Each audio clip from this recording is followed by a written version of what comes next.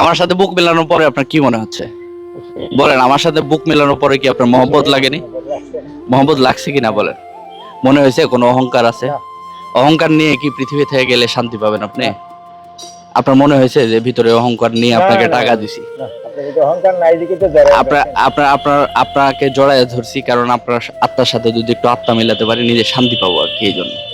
আর এটা শুধু আপনাকে খুশি করার চেষ্টা, অন্য কিছু না। সবকিছু ফয়সালা আল্লাহ করে দেয়। সবকিছু ফয়সালা কি করে দেয়? আল্লাহ করে দেয়। আল্লাহই করে দেয়। এবং সবকিছু ফয়সালা ইনশাআল্লাহ আল্লাহ করবে।